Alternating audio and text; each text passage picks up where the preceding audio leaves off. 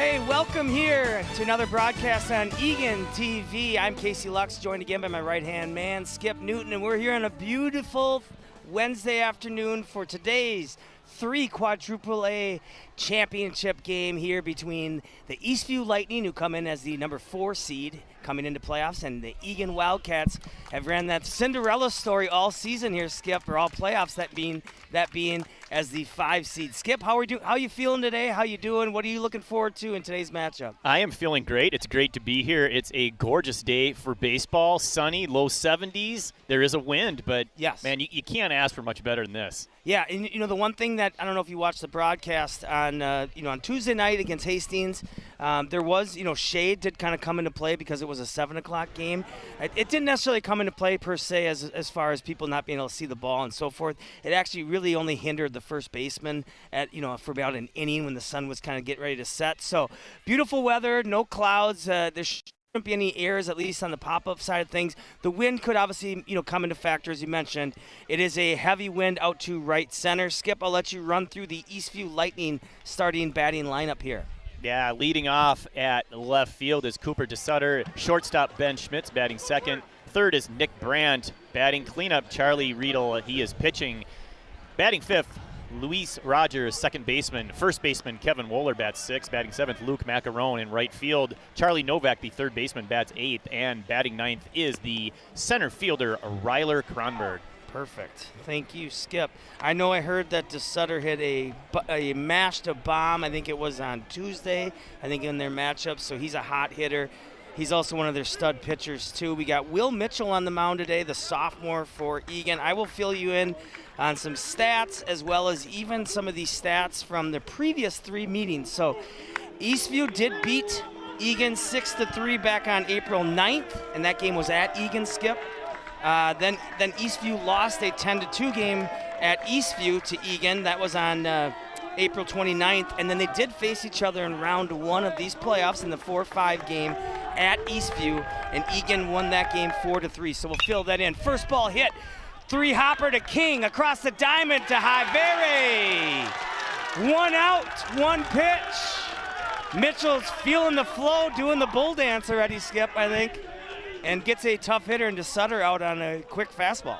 Yeah, you got to love the first pitch hitting, the aggressiveness for Eastview, but nice play there by the third baseman and an easy throw to first. We like the quick start. Absolutely. So second batter's going to step in. This is Ben Schmitz. Here's our outfielders. You got senior Joe Anderson in left, junior Tate Gage in center, Matt Cunningham the senior in right, and across the infield, King at the hot corner, Eckerly at short, Tomei at second, Highberry at first, and the catcher is sophomore Brandon Lundenborg. Strike across the plate by Mitchell, so working very effective early on. Slow roller, going to be gobbled up by Highberry, flipped over in time to Mitchell. So 3 pitches, 2 outs.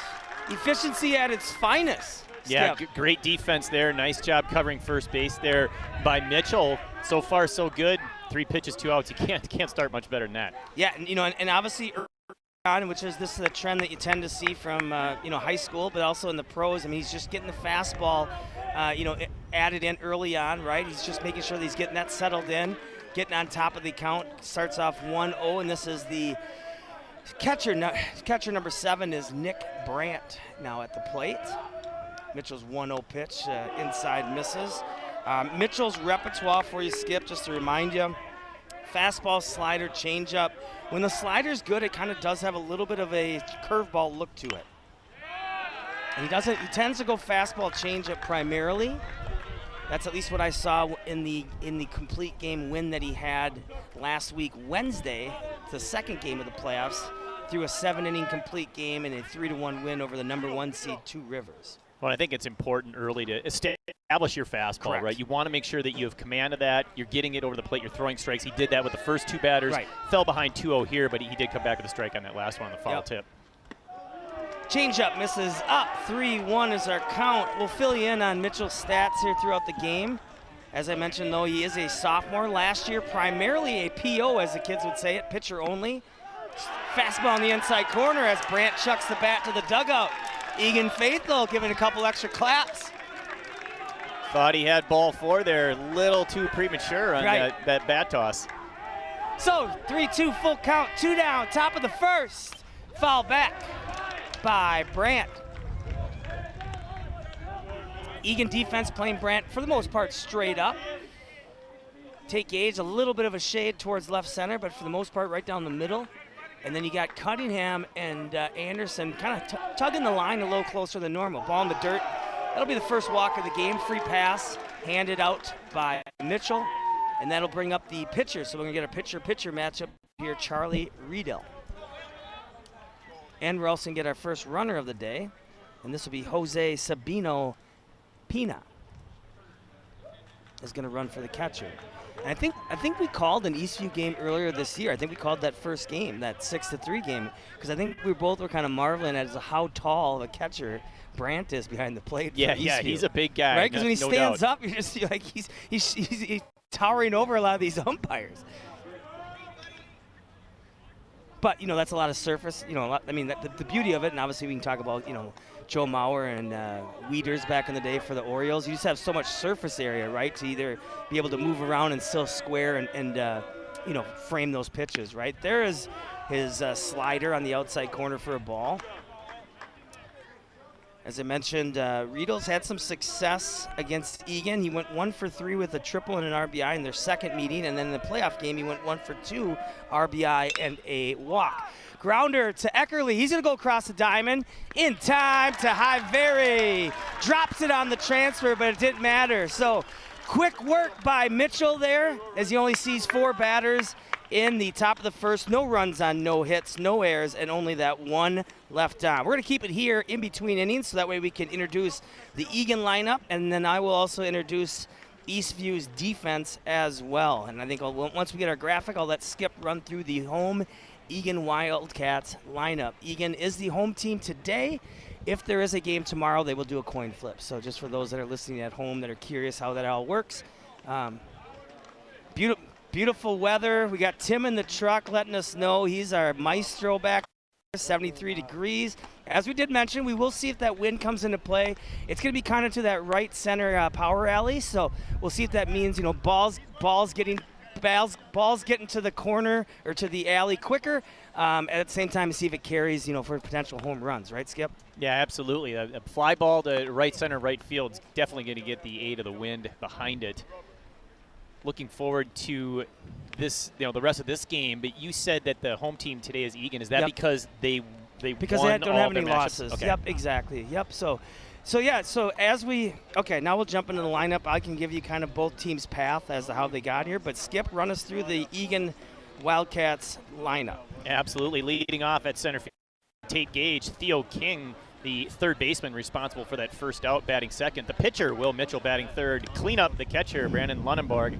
Ryan Eckerly, the shortstop, saw that last out by him, batting fifth. Tony Highberry, first baseman, bats sixth. Matt Cunningham, right fielder, batting seventh. Batting eighth is the left fielder, Joe Anderson. And batting ninth, Alex Tomey, the second baseman. Perfect. I will give you Eastview across the outfield and infield. So you're going to have DeSutter in left. You're going to have Kronberg in center. You're going to have Macaron in right. And then across the diamond, you're going to have Novak at third, Schmitz at short, Rogers at second, Wohler at first, Brandt at catcher, and then pitching today is Riedel. We do want to get our thank yous in right away. So Eagan TV, want to thank Tim, who's doing our directing, our maestro in the truck. Ken is on replay, Willie on the graphics and audio, and then our wonderful camera crew, Max, Samantha, Nick, and Larry the Legend is out in center field feeling the breeze. So thank you once again for all that Eagan TV does, not only for baseball, all spring, fall, and winter sports. First pitch coming by, Riedel in there for a strike to the speedster center fielder, Gage.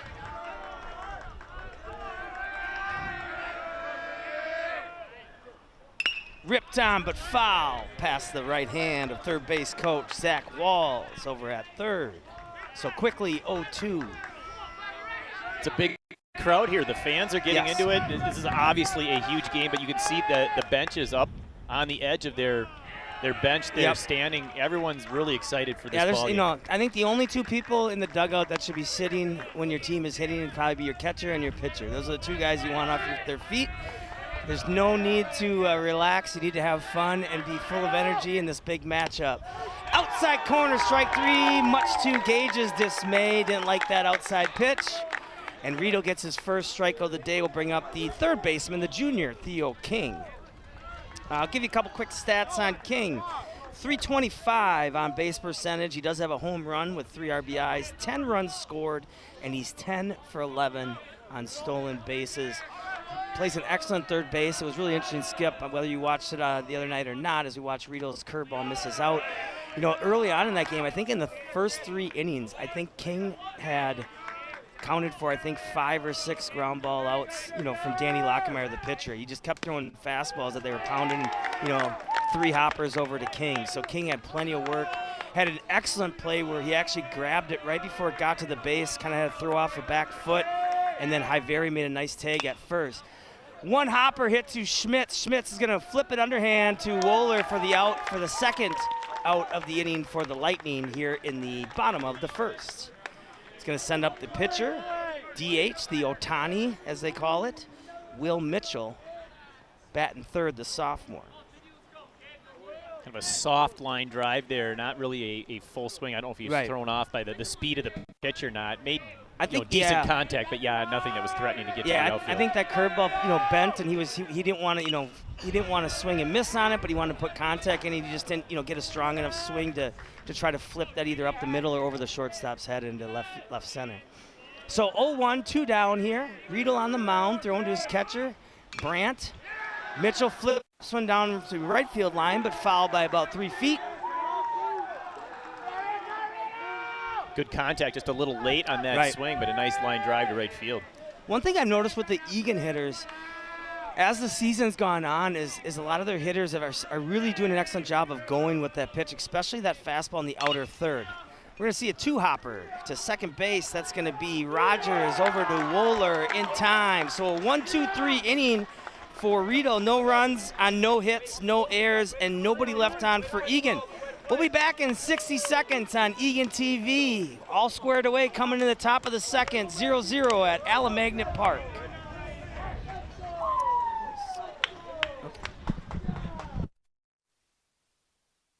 How you feel on the inside is just as important to me as how you feel on the outside. Oh, Daddy. I'm grown up in every way, care and take care of you. You're my grown up and I know you're there. You're grown up and you know I care. 'Cause it's you and me and me and you. So when you are okay or not okay, I'll take care of you.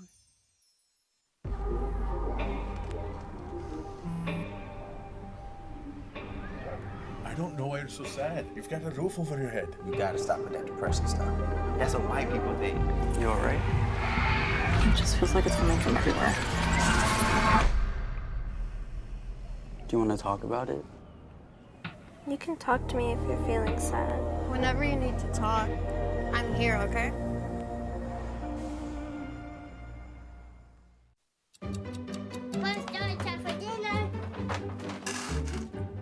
Donating pet food can keep families together.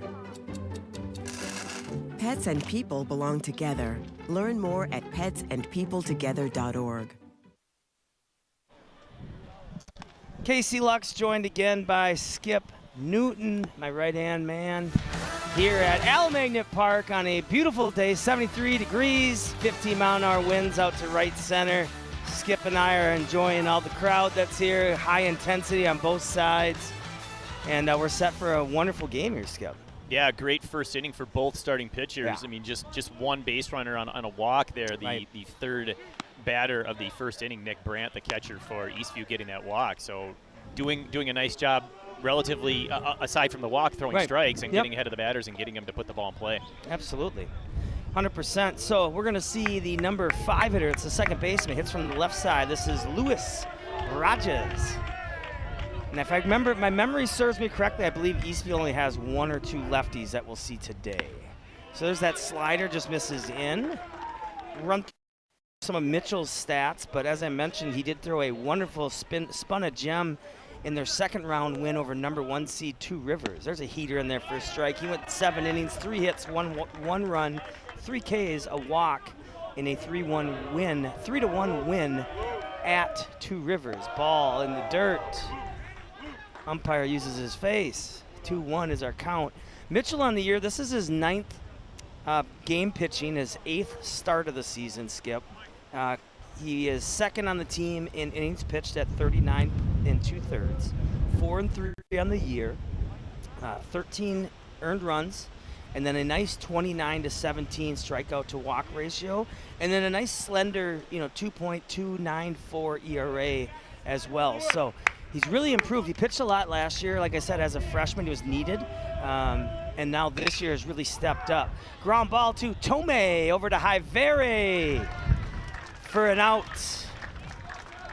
I think Tomei might have kind of got stuck in his stance there on his throw over to first, because he kind of almost pulled Hyvere off the base there, Skip. Yeah, it was a little bit suspect, yeah. but no harm, no foul. You can see a hot grounder, but right at the second baseman. Plenty of time over there. But yeah, just had to move a little bit. 3-hopper over to King. King double punch. Still gets Macaroon at first. Nice stretch by the big guy, Hyvere at first. You could tell that King didn't get a great grip on that ball right away, but still had a strong enough arm to throw that across the diamond. Yeah, he double clutched it, almost caught him just in the nick of time. Boy, he barely beat him. Yeah, half a second. All right, another ground ball. Get used to it, folks. This one's going to get underneath the glove of Eckerly for the first error of the game. Eckerly, I think, could have came in maybe even one more step to get before that hop, but little topspin caught him. So in doing so, Charlie Novak, the third baseman, reaches with 2 outs. Here you go, Skip. Yeah, ground ball right at Eckerly, and he just got the glove up a little bit. The ball stuck low. He was able to stop it from getting in the outfield, but booted it enough where there was no play. Yeah, and you know what? I mean, you still get enough glove on it, so that way you don't have, Novak hustling and rounding first into second, right? So we'll see if Eastview sets some runners in motion here. This is the number 9 hitter. This is the center fielder, Ryler Kronberg. 8 hitter? Or my guy ahead here? Okay, this is Charlie Novak. Sorry, it was Macaroon that reached on the air. Nice job there.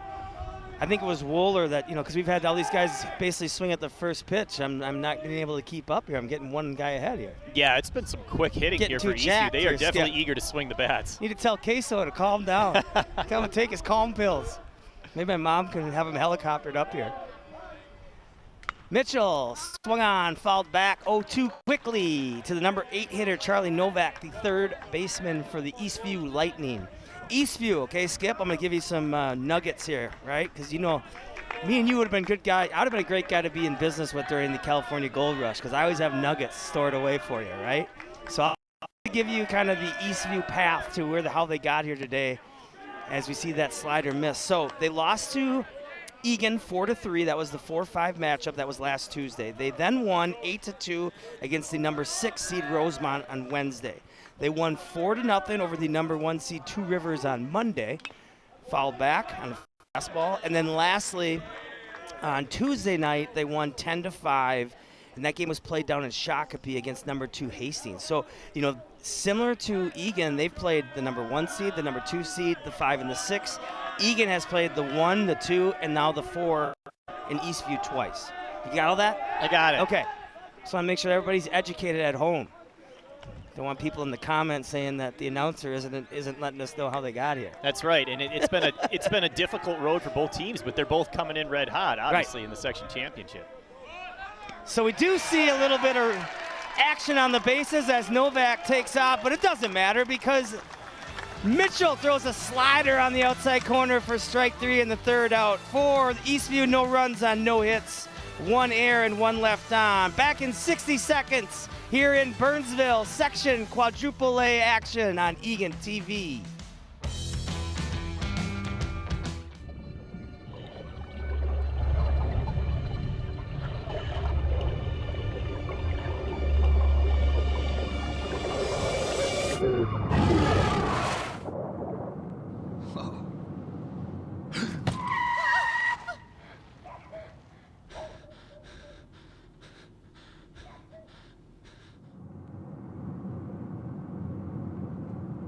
Eyes forward.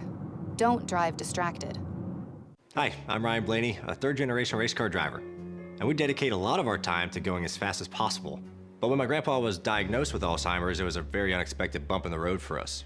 It's important to notice if older family members are acting differently, experiencing problems with their memory, or having trouble with routine tasks. Early detection of Alzheimer's can give your family time to explore support services, make a plan for the future, and access available treatments. If you or your family are noticing changes, it could be Alzheimer's. Talk about seeing a doctor together. Back here at Alamagna Park, Casey Lux, Skip Newton here on Eagan TV. It's Section Quadruple A Championship. Eagan would have to be beaten or defeated twice to be denied a chance for state. If they win this game here today, they will be cashing in their chips and heading to state. You got the sophomore, the big guy, Brandon Lundenborg at the plate. Skip had I would have said that he would have been the Chick-fil-A or Raising Cane's player of the game last game, as we watch a fastball just miss it on the outside corner, 1-1, because the catcher, the sophomore catcher, went 3 for 3, a solo home run to break a 3-3 tie, 2 doubles, and obviously that 1 RBI. Their previous meeting last week. So swinging a hot bat. That's yes. Good to have guys like that coming into a big game. Yep. He came into to go to first. Curveball in there for a strike by Riedel, and he was happy he got it. A little hop on the mound. So Lundenberg goes down on a tough 3-2 curveball for the first out of the inning. That's going to send up the senior, the River Falls commit for Ryan Eckerly. That was there. Yep, froze him a little bit. Yep. I think he was looking fastball, right? Exactly. First pitch swinging down the line, but DeSutter is right there to gobble it up for the second out of the inning. So both pitchers, as we talked about, Mitchell and Riedel, very efficient, not throwing a lot of pitches. Only a few walks by Mitchell, keeping that pitch count low, and solid defense by both teams, right, Skip? Exactly. Other than the air, each pitcher's only hit 3 balls once to one batter. So curveball low to the big junior, Tony Hiveri. Here's a nugget for you, Skip. I'm full of them, but Hiveri comes into today with an RBI in all 3 playoff games. So we'll see if that trend continues today.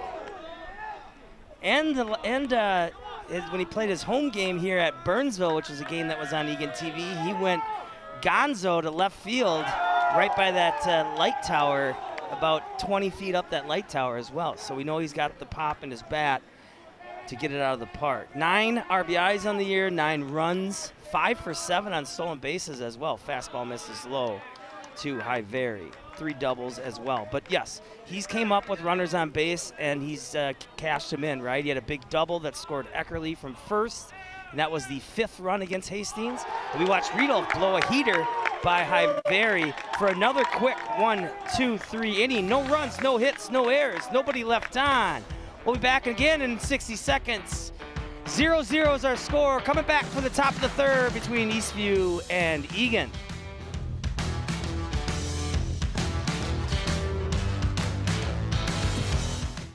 Every day, thousands of kids start vaping. And I can't let this happen to my kid. Of course, it's awkward to talk to your kids about the dangers of vaping. Hey, bestie, how sketch is me?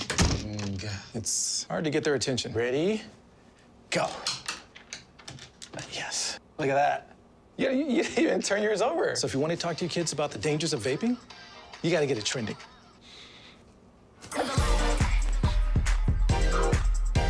No, you're doing it wrong.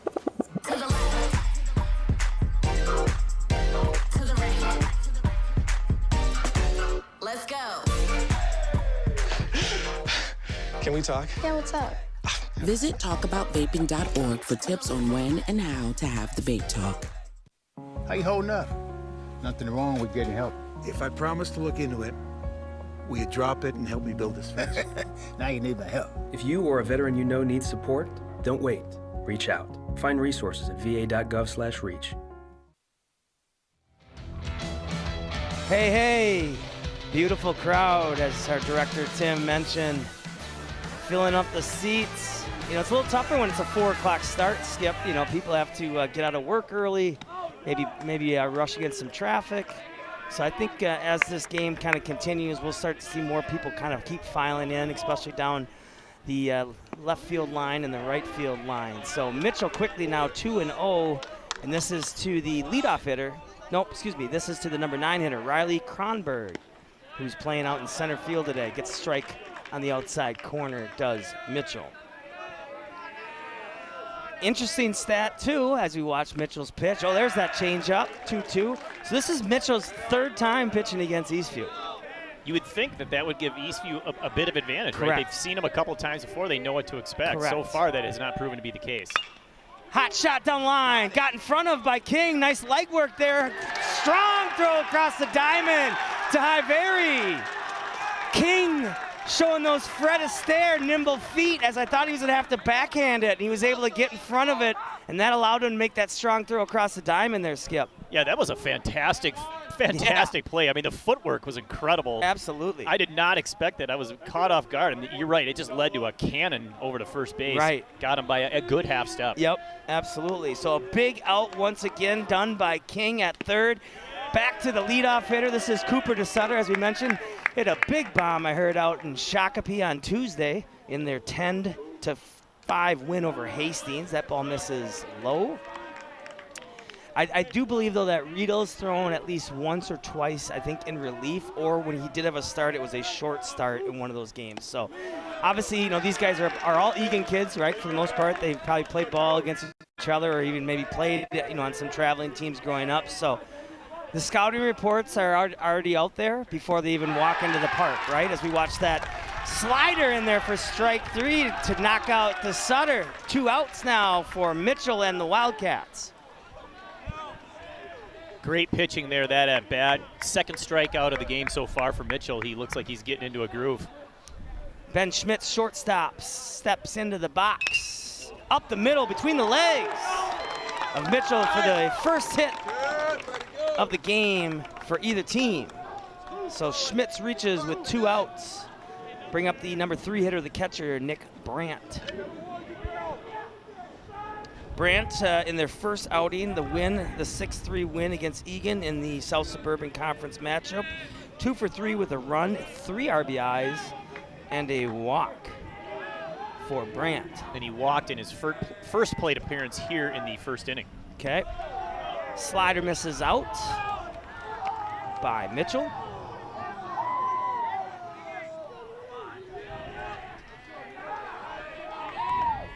Two down, 0s on the board. Pitchers have only surrendered 1 hit, and that was the hit that you just saw by Schmitz up the middle. Brandt, the big, tall catcher, gets settled in. Mitchell keeping an eye on Schmitz at first. Hot shot down the line, but foul. As usual, keeping King busy at 3rd base. We've had a ground out to him in every inning so far. Right. And I think, you know, what the testament to that is, right, Skip, is that it just shows you that, you know, Coach DeGremont, the pitching coach, Coach Butler, and these pitchers have a game plan in place, as we see a nice slider in there, strike, but has a game plan in place to not be afraid to throw the ball inside, right? You have to own the inside corner. You can't just live middle and away the whole game. And in doing so, if you have enough action on it, right, then that's where you're going to get those guys that pound it into the ground. As Schmitz takes off, no throw from Lunenburg, so Schmitz gets a stolen base. Not sure there, Skip. Maybe there was a little cross-up on pitches there, because it looked like Lunenburg might have been expecting a fastball, and it was a slow slider that came in. Maybe not, maybe not. And he might have been, hoping to frame it for strike 3 as opposed to, pop up and try to throw down to second, to try to get Schmitz. Exactly. And first time a runner's reached 2nd base, so might have gone out there right now just to make sure that they're on the same page. Correct. Yep. So 2-2, 2 outs, 2's on the board. Pitch, 2-hopper, Eckerly fields off the side, across the diamond, in time to Highbury. So Eastview, no runs, 1 hit, no errors, 1 left on. 0s on the board. Coming back in 60 seconds for more Section Quadruple A on Eagan TV.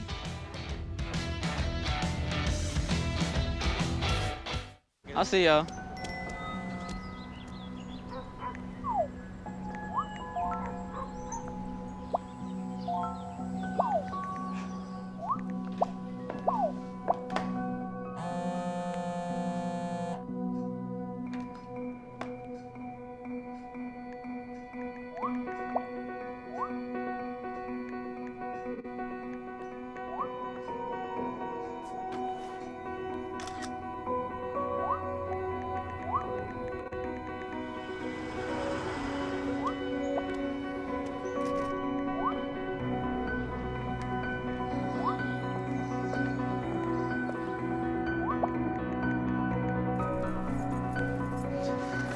batteries, and 2 flashlights. What's up, champ? I feel like you get taller every time I see you. Congratulations, Brandon.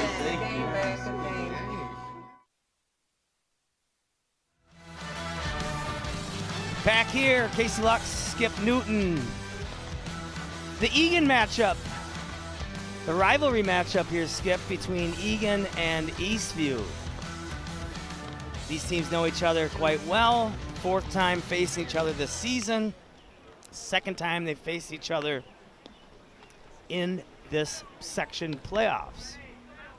And we're going to see senior right fielder Matt Cunningham. It's going to go Cunningham, Henderson to Tomei. So 7, 8, 9 if you're scoring at home.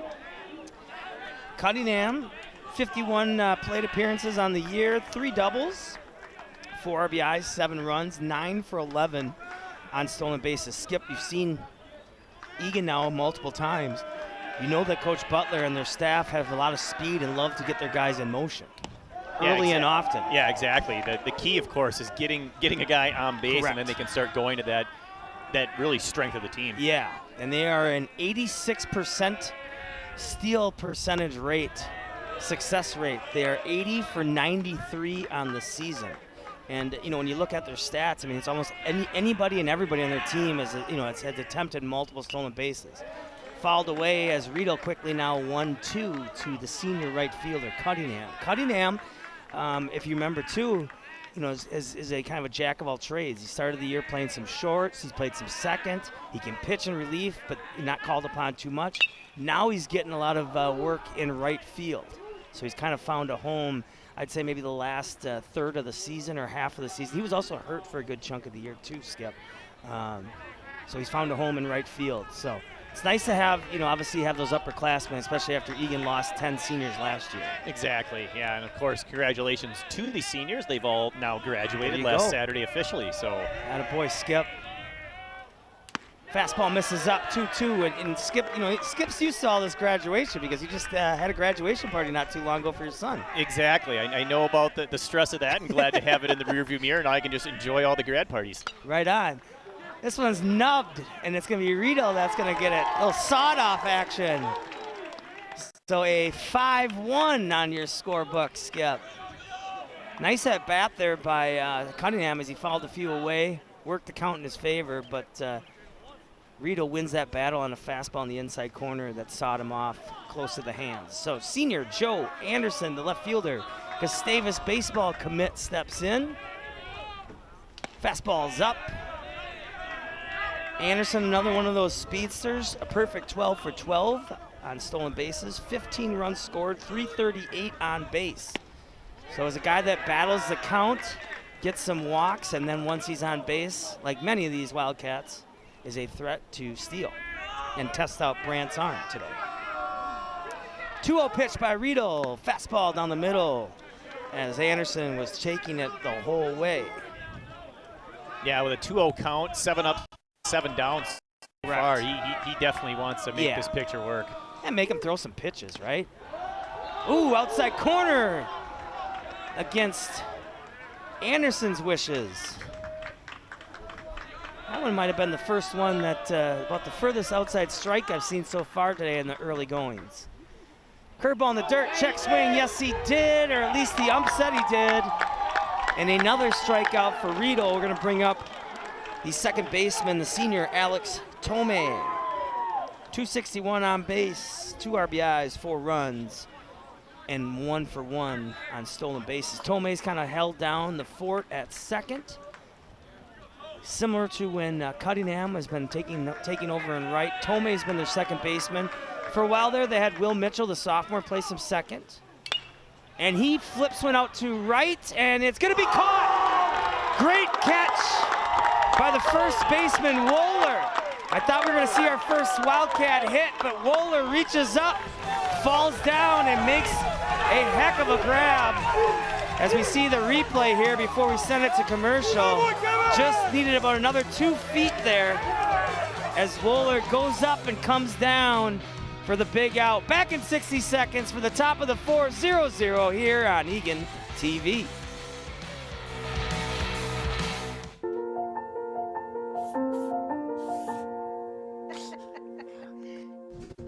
Do you want to go grab some frozen yogurt tonight? Maybe another time. Thanks, though. Hey, Charles, how do you like your burger? Ooh, well done, I hope. I love this tree.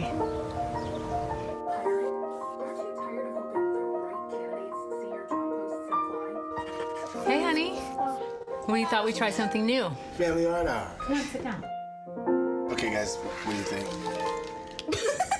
That is you. Oh, you got jokes. You're funny. That is you, and that is your son, and your other son.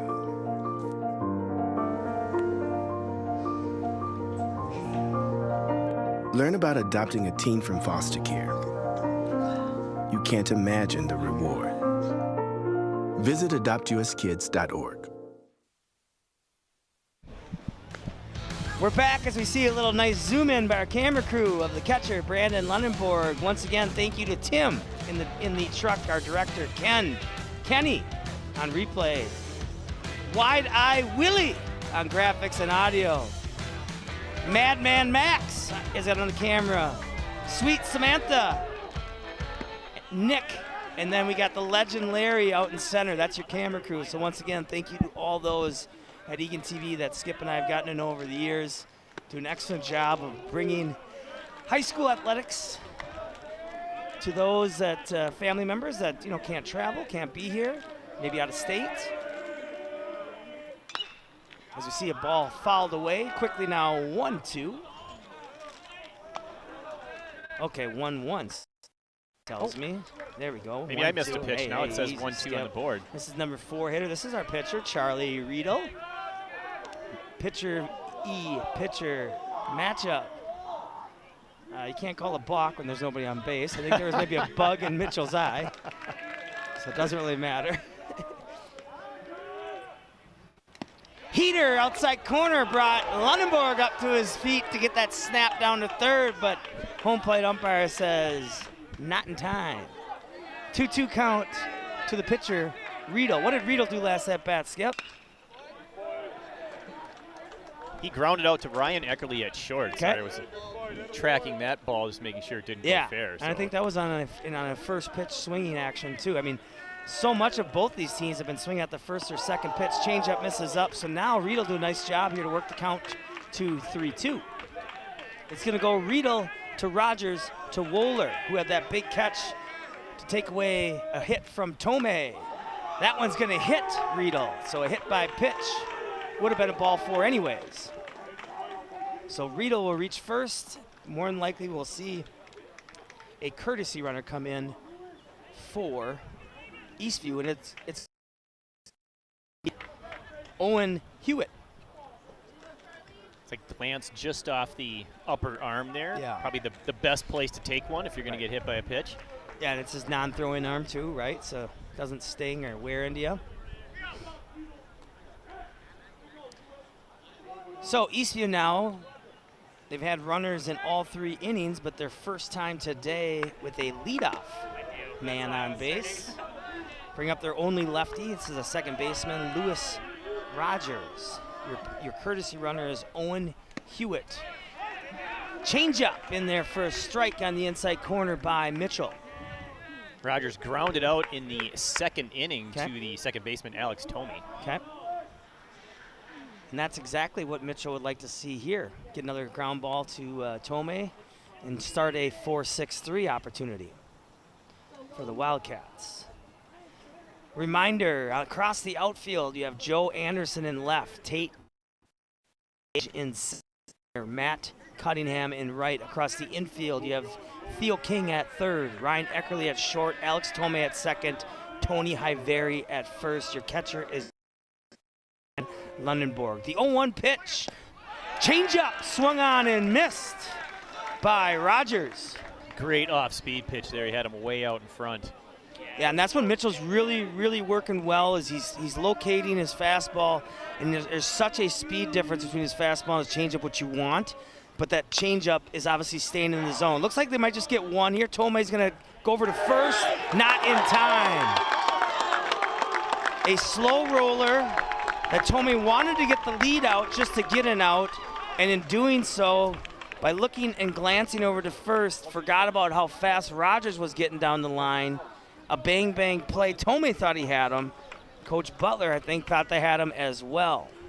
Caught him out on his front foot there, Skip. Yeah, quick down the line. Nicely done by the batter beating the throw. He was definitely safe. Yep. Bang play, but he beat him. Safe on a fielder's choice. So now you have runners on first and second. The pitcher, Riedel, was hit by pitch. You have the courtesy runner in for him as Owen Hewitt at second. Lewis Rogers reaches on a, I guess you call it an infield hit. They're not marking it an error, so and it's not a fielder's choice because nobody got out. So I think you'd mark it just an infield hit, Skip. And then now we're going to see the first baseman, Kevin Wooler. We're also going to see if they put a bunt play on to try to move runners over into scoring position. Yeah, that is an interesting scoring conundrum there. I mean, they haven't put anything on the board. It's not an error because he didn't boot it.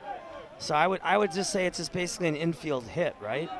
He just beat it out at first. It'd be the same thing if it was a slow roller to third and he beat it down the line. So we're going to go with that, Skip, and I'm going to mark it down for a hit. Mitchell's pitch, Wooler's bunt, gets it down. Hyveri has nowhere to go, throws it into left. That's going to bring in Hewitt. And we'll see if Eastview bunts once again. An excellent bunt by Wooler down the third baseline. Mitchell's momentum was taking him towards first. Hyveri was coming in hard from first base. He was the only one that was able to field it, and in doing so probably should have just held on to it because he wouldn't even be able to turn and throw to first. And he fell down, and when he did so, that airmailed it into left, Skip. Yeah, it made the release point awfully low, and then it just went up and over. Eating that one probably would have been the smarter decision. Yeah. I think, it would have taken an absolute perfect throw, and given that he was falling down, he couldn't get enough on it to get to third base in time anyway. I mean, that's the thing, right? The third baseman's got a hold there, right, with runners on first and second. So if you do have a good enough bunter that can actually, instead of pushing it to first when the first baseman's coming in and the second baseman's covering first, that's exactly where you want to push it. You want to push it over to third because either you're going to force the pitcher to go get it and maybe make a throw to first to get the out, or you have what just happened there, whereas your first baseman's the only one that can actually get to it in time. But really, the only play would have been is to try to quickly spin, pivot, and throw to first, and that's a scary play too, Skip, as you know, because if you throw that thing down the right field line, you're probably giving up another run, and everybody's moving up the bases. Yeah, he really had no good option there, Yeah. and maybe that's something where the third baseman needs to be communicating or the loudly, pitcher like, too, or the catcher. I mean, usually hold, it's your right? catcher, right? Yep. It's kind of your general. Just eat it, hold it, whatever they say. The tough thing is too, is as you know, right? I mean, the emotions are high. It's a big game. Everybody's jacked up. We'll watch another bunt here. This is going to be fielded by Mitchell. His throw is going to be in time to Hyveri, so they are able to retire Macaron, but Macaron does his job. Sends runners Rogers over to third and Wooler to second, bringing up Charlie Novak, the third baseman. Now with runners on second and third, one out. Eastview leading here early on in the top of the fourth, 1-0. Novak struck out in the second inning, and that would be exactly what Mitchell, the pitcher, needs here. Popped up. Is it going to stay in? Play. Hyveri's got a beat on it. Misses it right at the fence. I think he was trying to kind of play with the fence, and I think thought it was going to go foul, and it came back in. Would have been a huge out. The one thing I'm kind of interested, I'm a little surprised on, Skip, is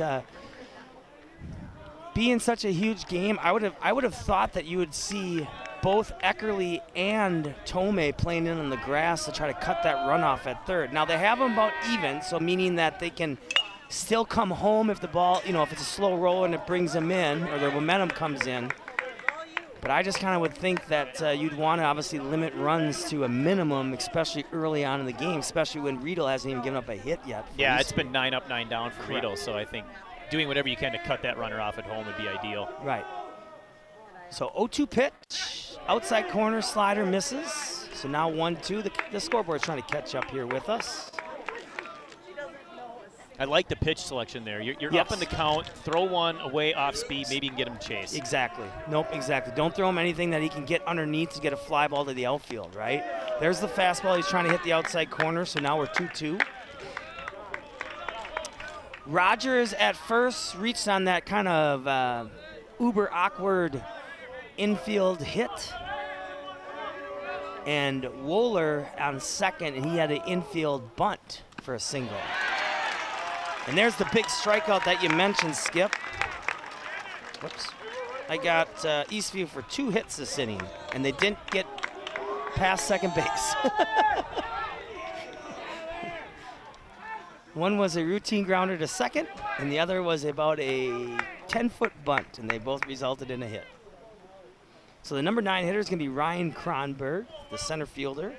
Kronberg in the 10-2 loss against Eagan went 2 for 3, and he faced Mitchell that day as well.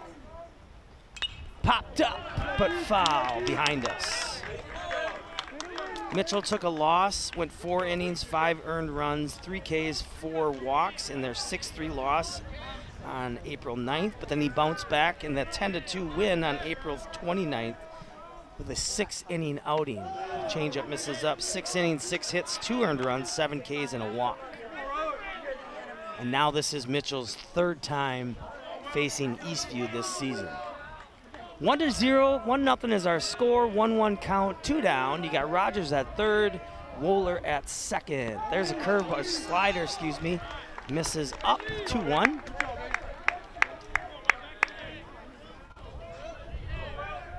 Looks like it's been kind of a heavy dose of fastball slider. Earlier in the game, he was mixing in the changeup a little bit more. There's that changeup outside corner to even it up at 2s. 2 down here in the top of the 4th. Alamagna Park, this is the Section Quadruple A championship game with a asterisk because there could be another one coming this way potentially tomorrow as well. That one is just gonna get outside the dugout. That's the kind of foul ball that had that been our direction would have landed right on us. We'd have caught it, Skip. Of course. Yeah. You wouldn't even need to use your hat. You would just get your bare hand out handing there. that thing. Exactly. But if it's on your side, you got to call me off. Right. I mean, if we don't have good communication, you have to have good does, communication. Right? Absolutely. Teamwork makes the dream work. Mitchell's 2-2. Heater up high. So 3-2. Reynolds will be holding since nobody is behind him at first. Eastview trying to break this thing open. Manufactured a run here early on 2 infield hits, as well as a walk. Mitchell, a little pump fake to 3rd, look to 2nd. Keeping Wohler honest.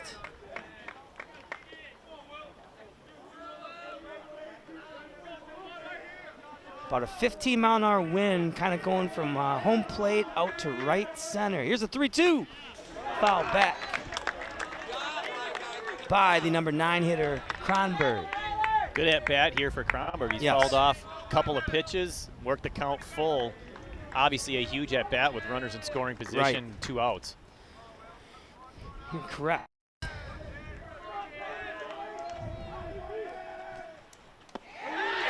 Fastball, outside corner to the disgust of Kronberg for strike 3 by Mitchell as he gets out of that jam.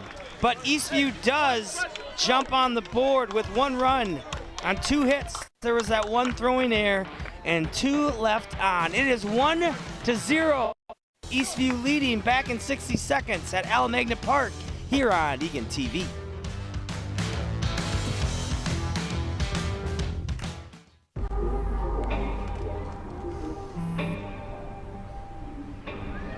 I don't know why you're so sad. You've got a roof over your head. You gotta stop with that depressing stuff. That's what white people think. You alright? It just feels like it's coming from everywhere. Do you wanna talk about it? You can talk to me if you're feeling sad. Whenever you need to talk, I'm here, okay?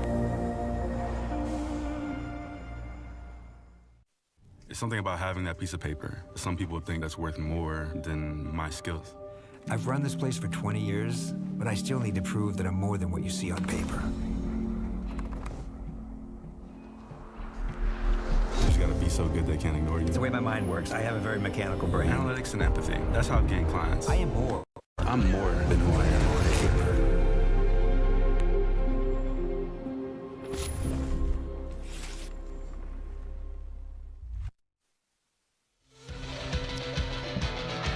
look at the Eagan dugout as they're waiting for their leadoff hitter to be the party starter here in the bottom of the 4th inning. Leadoff hitter is Tate Gage, the junior, the speedster, the good running back for the Eagan Wildcats football team. .333 on base percentage, 4 doubles, 12 RBIs, leads the team with 15 runs, leads the team with 14 out of 15 stolen bases. Nice off speed there by Riedel for strike 1. Riedel mowing him down in the first 3 innings. 9 up, 9 down, 4 strikeouts. Little drag bunt by Gage. We're going to see what we've got to play here. Riedel's throw in time. Nice stretch by Wohler. Strong throw by Riedel. His was a barehanded, and he did. And the strong throw with the solid stretch by Wohler was able to get the speedster Gage. Need to get that thing about another foot down the third baseline. Nice stretch at first there. Good throw. Yeah, Gage has got speed, but not quite placing that bunt where he wanted to. Right. I do like the bunt idea. Absolutely. Right? Mix things up, put it in play. Yep. Well, and you're always one throw away from a double too, right, Skip? You know what I mean? If that ball's in the dirt and it gets by Wohler, then Gage is on his way to second. So you gotta put defense in a little bit of reaction mode here, especially when they're not really squaring up Riedel early on. Theo King, third baseman, steps in. It's quickly 1-1 to King. .325 on base, 10 runs, got a home run on the season, which is a big game-tying home run in the 7th at home earlier in the year. Ball dropped by Brandt, but still called a strike. So now 1-2, and Riedel is cruising right along, as Skip has mentioned. King 0 for 1 so far, grounded out to short back in the first inning. Okay. There's a hit, out to left. It's gonna get past the left fielder to Sutter, but King was smart and stays at first.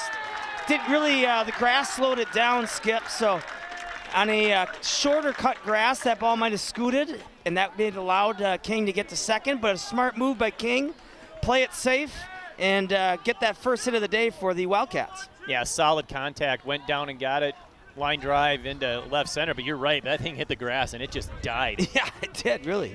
Because, the Sutter kind of caught him off guard too, right? I think when it was hit, he thought it was going to come kind of right at him. All of a sudden, he's like, oh, no, I got to go get after this thing and hold him to a single, or I might have a play at second, and King was smart to not get greedy on the bases. King does have speed, as we mentioned, 10 for 11 in stolen bases, so he knows that he's probably one pitch away from potentially ending up at second anyways, as that first pitch to the pitcher, Mitchell, is low. Pitcher-pitcher matchup here between Riedel and the sophomore, Will Mitchell. Will Mitchell leading the team in quite a few categories, or at least number 2. Batting .359, .425 on base, 11 RBIs, 9 runs scored. Ball in the dirt, nice block by Brandt. And I think I mentioned this before to you, Skip, but I was also mentioning this the other day on our Hastings broadcast. Really impressed with Mitchell at the plate. Last year as a pitcher only, as a starter as a freshman, rarely ever got in at-bats, as we see that slider go in there for a strike, making it 2-1. This year being called upon to hit, and the proof's in the pudding, right? .359, .425 on base. He's just an on-base machine. Does a really nice job of going to the opposite field with it. There's a curveball. We're going to see Brandt's throw. It's going to go into center. King's going to stay at second. Brandt does the Benito Santiago throw from the knees there, Skip. Yeah, strong throw, too strong, as it were, way off target, easily stealing second, but no chance to advance to third on the So I think center. what Coach Butler might be asking the base umps here is, did the second baseman, not only did he fake a take, but kind of slow up King from potentially moving over to third? And we saw that in the replay there. He had the glove out there, but there was no contact, and he wasn't standing in front, so I'm assuming that there's no call going to be made. Okay, so Skip, we're going to have to do the balls and strikes ourselves, because the scoreboard, unfortunately, has been a pitch or two off all game. Now the home plate umpire is saying it's a 2-2 count, while the scoreboard for the fans is showing a 3-1 count. And then we're also going to get a little coffee break here by the 3 umpires, as I think they're going to discuss if there was anything done there by Rogers at second, and if King should be awarded third. I can't say that I'm fully up to date on the Minnesota State High School League rules when it comes to the fake tag play. I know that there was some talk a few years ago of trying to kind of ban it because what they were worried about, and they are going to say that there's no call and King's going to stay at second. I think the biggest worry was player safety, right? Yes, because absolutely. what would happen is the throw would be out into center field, or the catcher might not even be throwing it. Shortstop or second base is acting like he's going to catch it, throwing down a tag, and then in doing so forcing that kid to slide when he doesn't need to, and that's where you have blown out ACLs and sprained ankles and so forth, right? We have massive confusion between the strike count, Skip. I don't know if it's 2-2 or if it's 3-1, but we're going to go with it here. King is at second. Mitchell's at the plate. Ripped down the line, but foul by about 3 feet.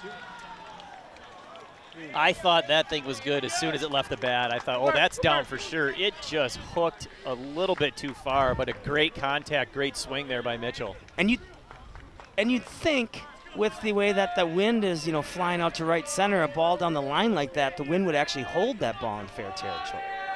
So Theo King is on second, stole a base, reached on a single, and there's the sweeper by Riedel for a big strikeout to send Mitchell back to the dugout, bringing up the sophomore catcher, the hot-hitting Brandon Lundenborg. He stayed back on it, too. I think he was looking off speed there, Skip. Yep, still looked like he was just a little off. Unfortunately, could not make contact. The 5th strikeout of the game for Charlie Riedel. So he's adding them up here quickly here today. We're in the bottom of the 4th, 2 down. The catcher, Lundenborg, pops it up. This one's going to stay in the infield, it looks like, and it's going to be called upon by the shortstop, Schmidt. He drops it. He drops it. Routine pop-up. Schmitz takes his eye off of it. King keeps on running and scores on an E6 by the shortstop. Not gonna lie, Skip, I was looking down at my paperwork there. Had to look back up when all of a sudden I heard the fans go wild. Yeah, I don't know if the wind just kept pushing it towards right field and that threw him off, but it just pops right out of his glove. Hit the heel. Yeah, caught the heel. I thought for a second he maybe, like I said, I looked down. I thought for a second he maybe looked over to his second baseman as the ball was coming down. So Eagan gifted one there, and we're going to see if Ryan Eckerly, the senior, can take advantage. Fastball on the outside corner misses. The speedster Jackson Dwyer is in for the Wildcats. Dwyer, the courtesy king, they call him. 8 runs scored, 9 for 10 on the season on stolen bases. Safe. Make that 10 for 11 on the year for Dwyer. Second pitch running. Coach Butler's going to take his first time out of the day. And we have a 1-1 count here, 1-1 game with 2 outs, as Dwyer now is in scoring position for the Wildcats. We talked about a big at-bat ending the top half of the 4th. Ryler Kronberg with 2 runners in scoring position, striking out, looking. This is an equally as big a bat here for Ryan Eckerly. Correct. Both, in terms of tie game, has a chance to get a 2-out run across and keep the momentum going for Eagan. Yeah. Well, and see more pitches, add up more pitches, give these guys more at-bats against Riedel, who, like you said, just was cruising through the first, 10 up, 10 down, right? The one thing for Eagan, right, is now they're in a situation where they have their 4, 5, 6 hitters up, as opposed to Eastview having their 7, 8, 9 hitters up with runners on base. Fastball low, misses. 2-1 is the count. Dwyer at second. We'll see how wild Coach Butler gets if he sends Dwyer to third. But he can score on a single from second, so I doubt they're going to take that risk. Never get the third out at third. One would think, Skip, but I won't go into what happened to the Searles Grizzlies on Sunday, the game that I was playing in. Let's just say the last out of the day was done at third in the bottom of the 9th of a 2-1 game. Ouch. A tough one. Ouch. Tough one. You think you've seen it all, Skip, when you played 25 years of town ball, and I've been playing baseball since I've been 5, but there's always something new. Curveball misses in, and Eckerly is jogging to first on a pitch too early.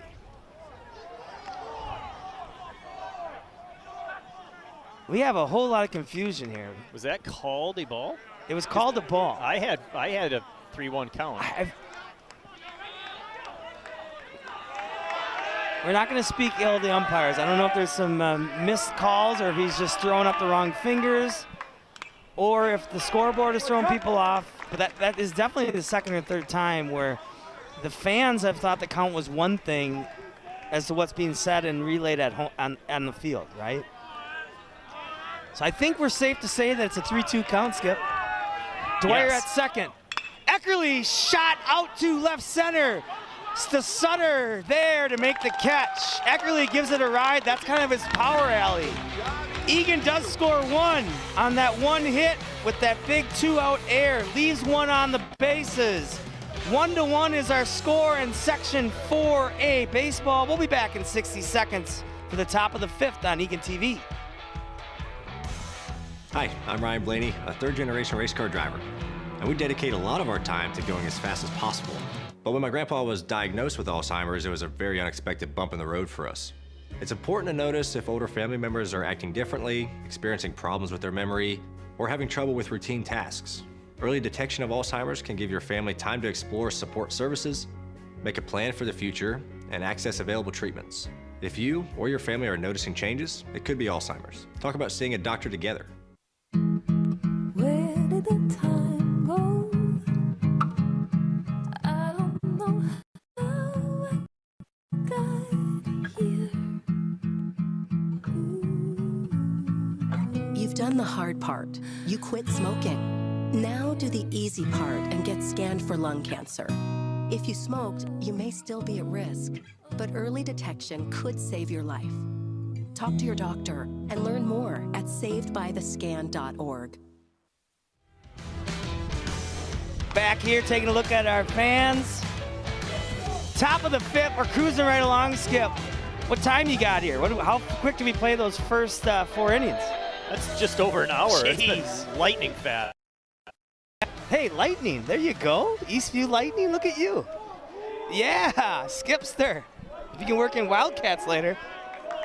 Or Thundercats, I'll take that too for an 80s kid. Slider misses out. And we're looking at the leadoff hitter, Cooper DeSutter, the left fielder, made a nice play the last inning, ran down that ball by Eckerly in the gap.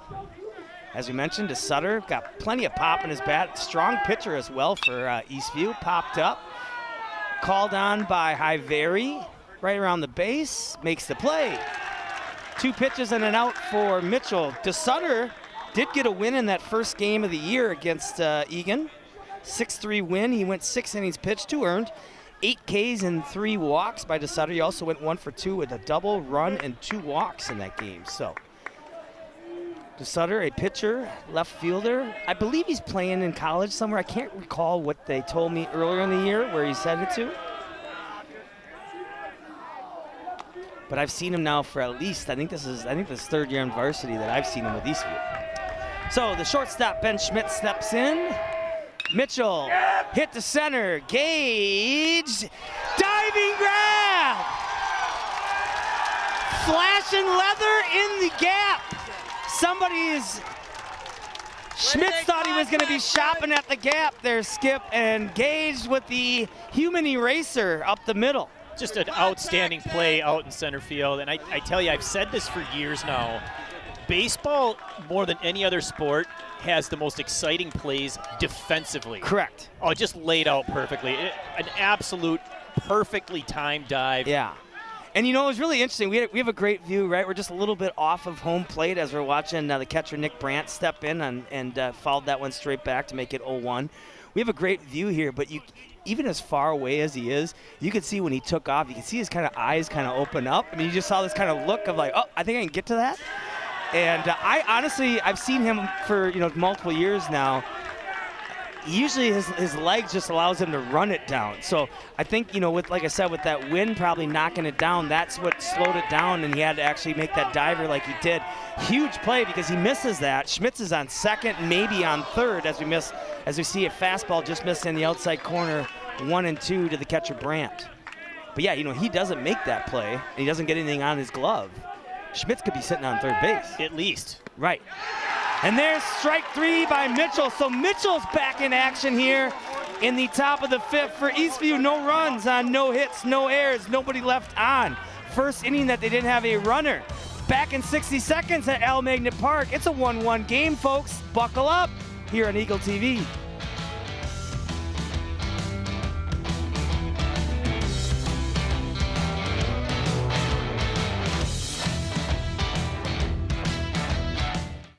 Hi, I'm Smokey Bear, and I made an assistant to help you out, because only you can prevent wildfires. Hey, Assistant Smokey Bear. Call me Papa Bear, because I'm grilling up dinner. Do you get it? Yes, good job. So, what should I do with all these coals? Don't just toss them out. Put them in a metal container because those embers can start a wildfire. I understand. The stakes are high. Ha ha ha ha. See, Smokey thinks I'm funny.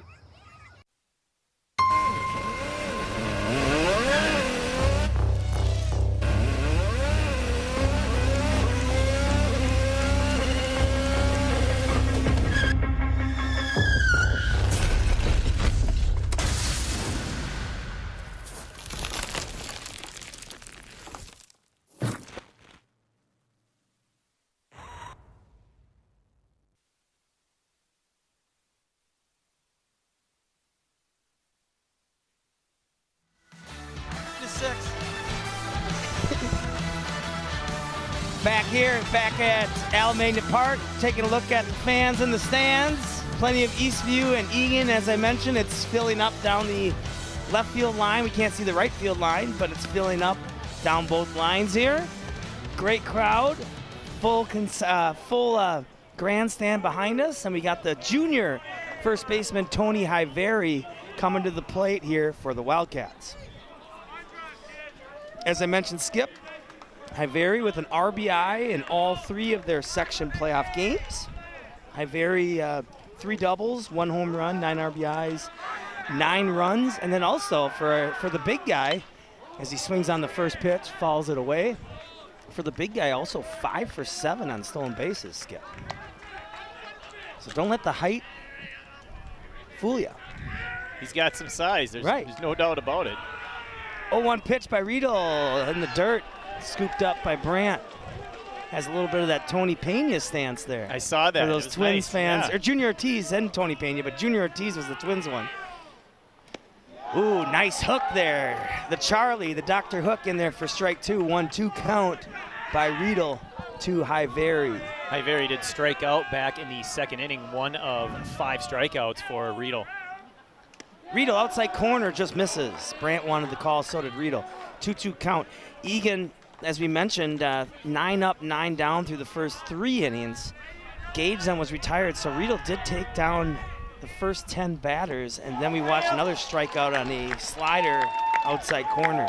But Eagan was able to attack, got a hit by King, stole second, and then came around to score on the 2-out air by the shortstop on a pop-up to tie it up here in the bottom of the 4th. Only runs scored by both teams in the 4th.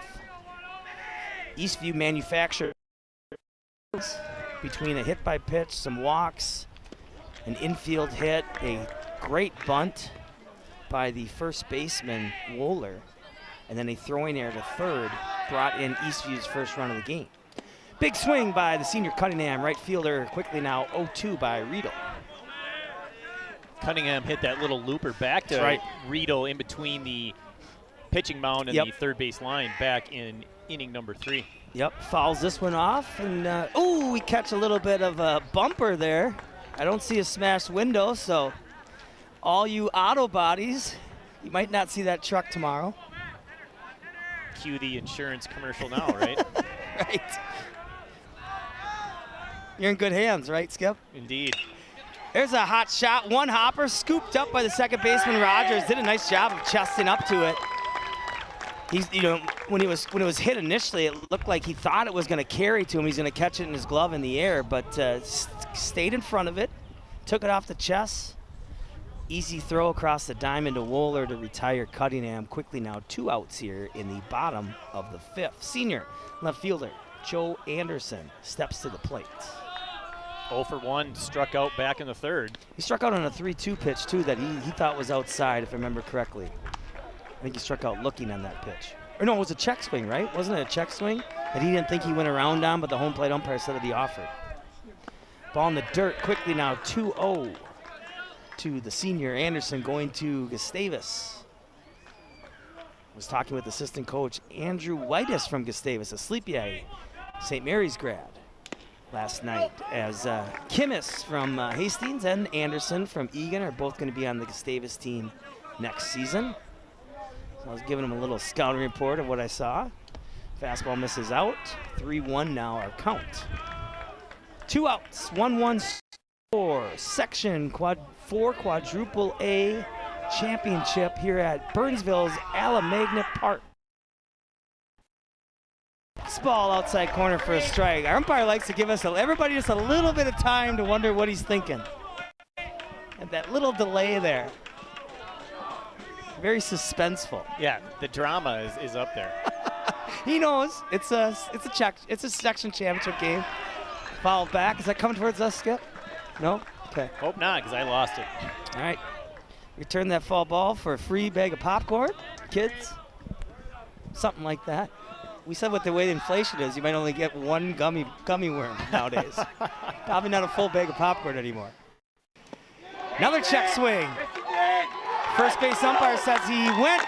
Second time that Anderson punched out on a check swing. So Eagan, no runs on no hits, no errors, nobody left on. Nice inning by Riedel to announce his presence with authority in the bottom of the fifth. 1-1 is our score. Back in 60 seconds for more action here on Eagan TV.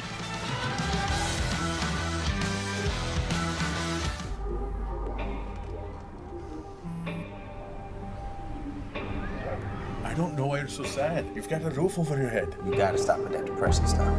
That's what white people think. You alright? It just feels like it's coming from everywhere. Do you want to talk about it? You can talk to me if you're feeling sad. Whenever you need to talk, I'm here, okay?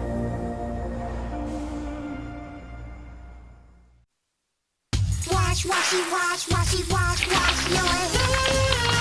Scrub it while you sing the song. Wash, washy, wash, washy, wash, wash. Rub your hands and fingers and the places in between. Using soap and water makes your hands so clean. Wash your hands. Make sure you're almost done. 5, 4, 3, 2, 1, now dry.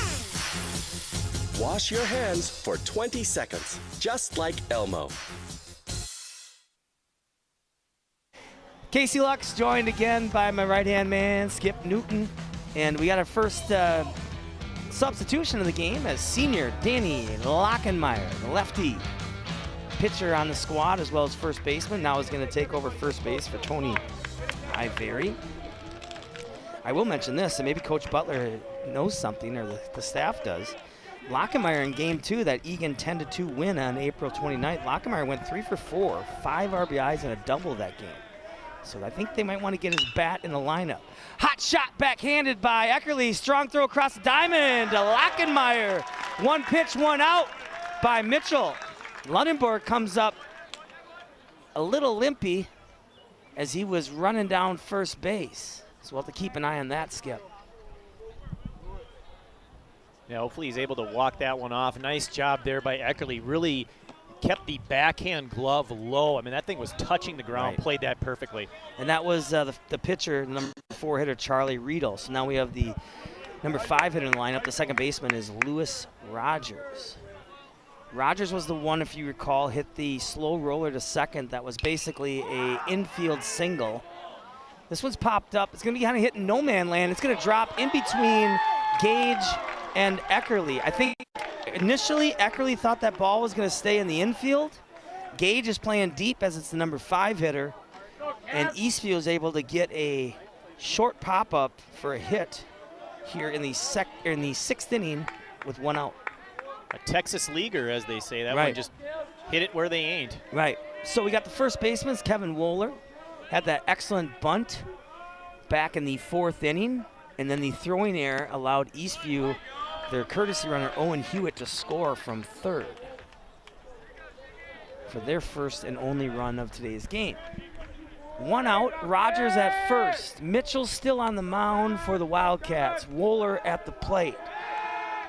We'll see if Rogers takes off. 0-1 count to Wohler. Wohler had that great diving catch to end the 3rd inning to erase a hit from Tomey. This was popped up and fouled. So quickly 0-2. Mitchell throwing, cruising along. What do we got for Mitchell? I think he has, what, 2 walks and about 4 Ks? Does that sound about right? He's up to 5 Ks now. Okay. So doing a good job there. And I can get you those walk numbers in just a second, but sure. It's not many. He's been doing a nice job staying by the plate. Ooh, Rogers was contemplating. I don't think that was necessarily a delayed steal. He just got a strong secondary lead. Almost got caught with the hands in the cookie jar. Strong throw by Lundenborg. Nice tag by Lockenmeyer, but is able to get back in as he slides to the backside of the base. 1-2 count. 1 out. Rogers at first reached on that pop-up in no man's land between Gage and the shortstop Eckerly. Wants to clean up the base a little bit, little maintenance work.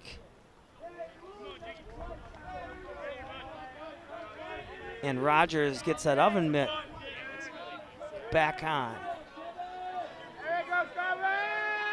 1-2 count. First baseman Wohler at the plate. Mitchell looking in, throws over.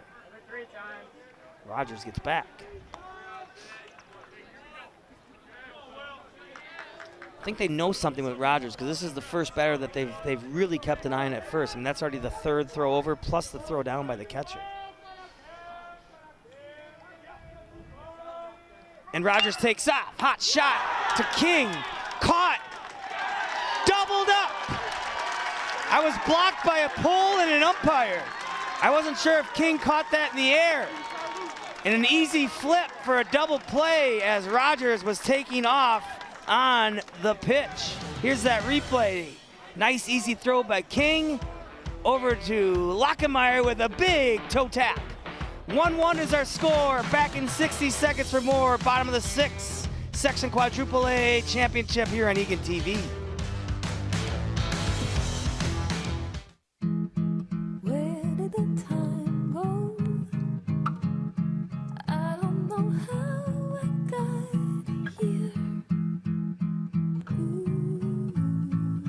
You've done the hard part. You quit smoking. Now do the easy part and get scanned for lung cancer.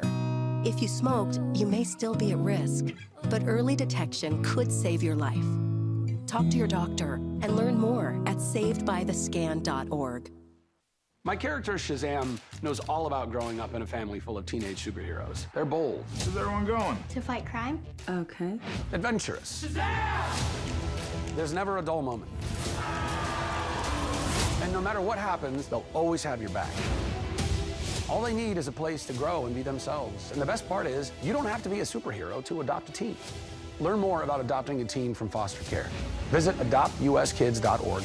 You can't imagine the reward.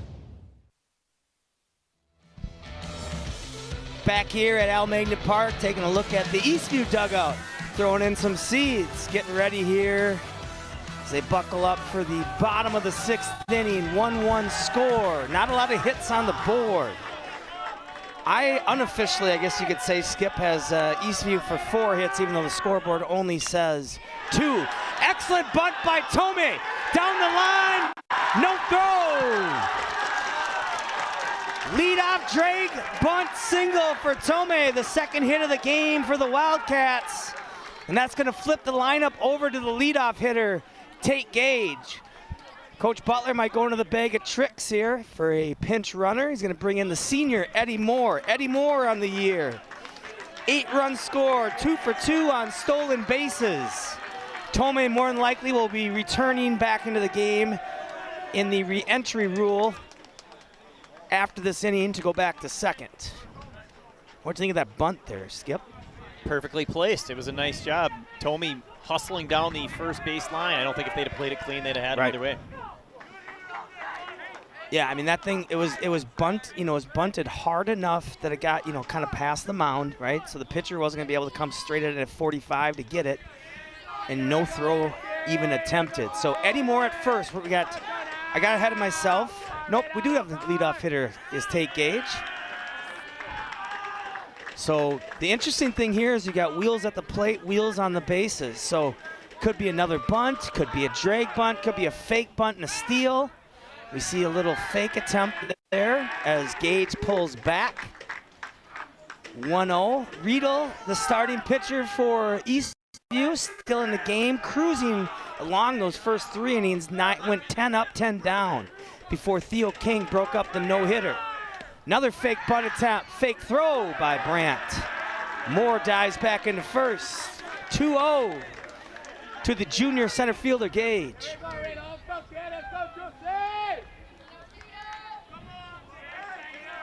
Gage with that outstanding defensive play a couple innings ago. We'll see if maybe he can turn that around and do something great at the plate here. Strike on the outside corner. I think they just keep trying to put something on here. I feel like we're about a pitch away from Moore taking off here.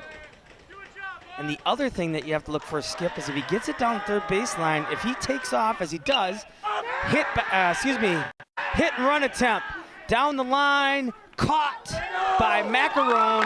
Nice job by Moore to get back to first. What I was going to mention was if it was going to be a steal and bunt, if he bunts it to third, to see then if Moore would try to scoot all the way from first to third on a bunt. That would be a nice little maneuver, right? If you can pull off the bunt, Moore's got to obviously be paying attention as he's heading to second base. See if that's going to be a play that he can make. But basically what ends up happening, as you know, is it's basically a race between Moore and then the shortstop Schmitz, who's covering third. The tough part for the shortstop is, let's say now there's a throw from Wohler, is that he's going to probably have to catch it on the run to try to make his tag. So, doesn't matter. Takes off. Throw down to second by Brandt. Goes into center field. Eddie Moore with another stolen base. Now 3 for 3 on the season. So the pinch runner comes in, does a job. Gets to second. Theo King had a big hit in the 4th. Came around to score with 2 outs on that drop pop-up by the shortstop. 0-1 is our count. I think Riedel was asking if it was a strike or not, too. Well, I was watching the replay to see myself, and there was no indication from the home plate umpire if that was a ball or a strike. So I was assuming a ball because he didn't put his hand up. Yeah. Maybe this guy's got some major league experience or something, because I just feel like it's like all the fans are just supposed to know what's supposed to be going on, right? Like Corey Provis is supposed to tell you if it's a strike or not.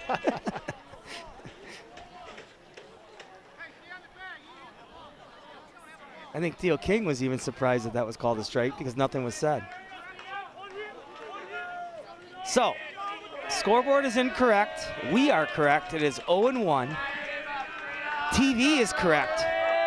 Kenny and Willie are hot on the truck in the back. Throw to second. Moore gets back. As Rogers on the timing play with Riedel. 1 out. Bottom of the 6th. Section 4, Quadruple A championship game. Eagan has yet to lose in this section. Ball in the dirt, 1-1.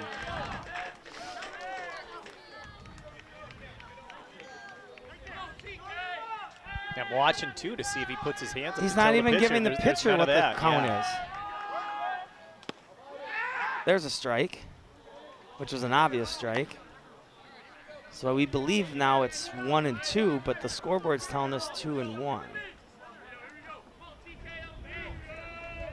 I guess we'll just have to guess all game, Skip. Eddie Moore, pinch runner, came in to run for Alex Tomei, the number 9 hitter. And there's the balk. Eagan faithful on it before. Oh. We have some controversy. The base ump said balk.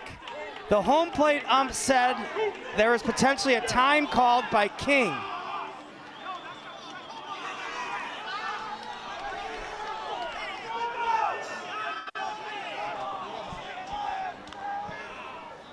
So we got a whole lot of action here at Alamagnan. Nobody knows what the count is throughout the game. And now we had a balk that wasn't a balk. I don't know if it was a player call time or a ump call time. So Eddie Moore was set to go over to third with 1 out. Now is going to be going back to second. No pitch. 1-2 count, we believe. Let's see what we got here. It is 2-1. There he gave the signal. Finally gave a signal. So 2-1 count. Eddie Moore at second. Theo King at the plate. Riedel's pitch. Strike on the outside corner. Evens it up at 2-2. King has a hit. What did he do his first at bat? He grounded out to the shortstop. Okay. Number 3 hitter, the pitcher, Will Mitchell, waiting patiently on deck. Here's the 2-2 pitch, popped up. Popped up down the third base line, given a chase and caught by Novak.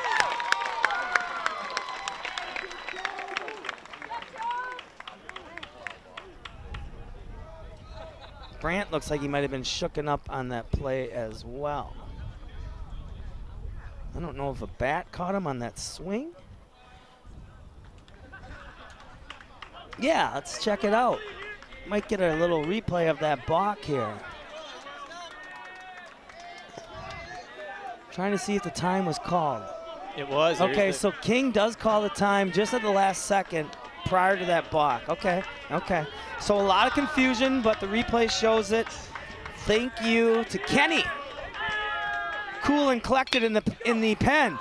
Hot shot fielded by Schmitz. Throw over in time to Roller. Big, strong hit by Mitchell.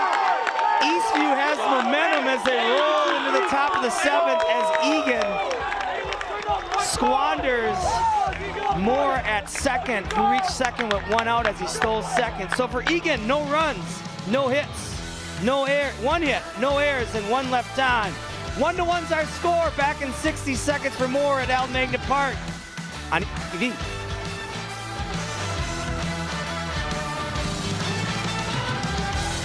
You know, how you feel on the inside is just as important to me as how you feel on the outside. Oh, Daddy.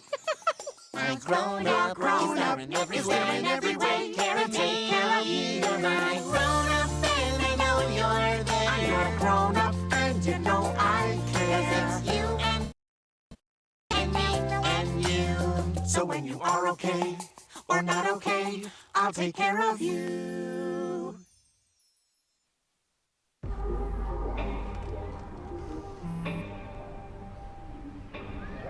I don't know why you're so sad. You've got a roof over your head. You gotta stop with that depressing stuff. That's what white people think. You alright? It just feels like it's coming from everywhere. Do you want to talk about it?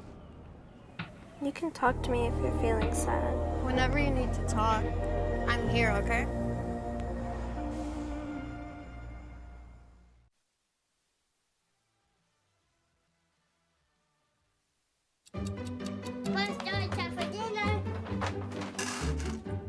Donating pet food can keep families together. Pets and people belong together. Learn more at petsandpeopletogether.org.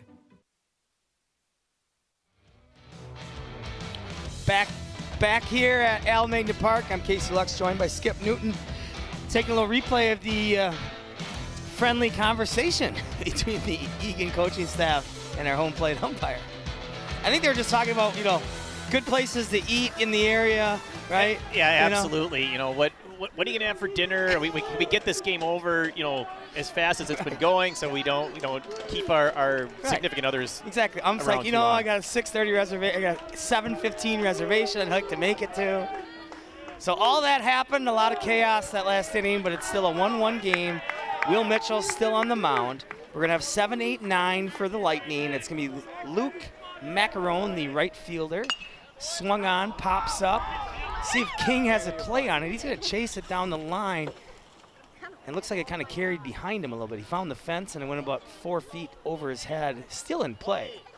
But also potentially looking up a little bit at the sun, too, there on the third base line. So might have lost it in the sun. So 1-1 count. Will Mitchell, the sophomore, starting pitcher, rolling into the top of the 7th.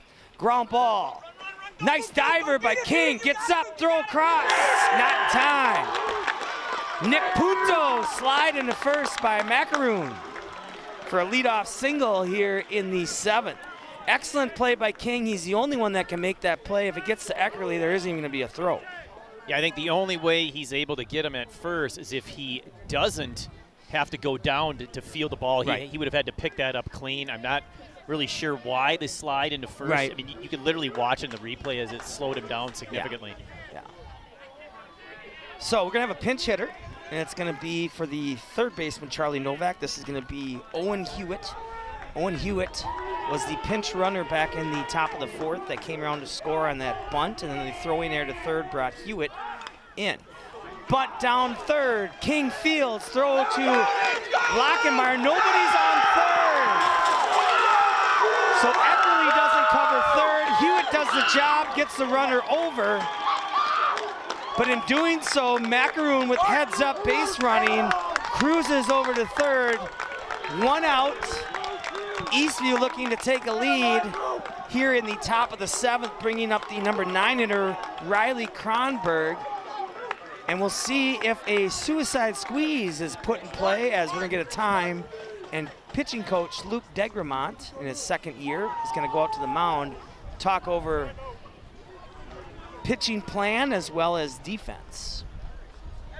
Unfortunately, as you called it, nobody covering third base. Yeah. I mean, this is exactly the scenario that you played out earlier today. Correct. I mean, not the stolen base and keep running option, but the same result, right? Yep. There's nobody at third because you forced the third baseman to come up and make the play.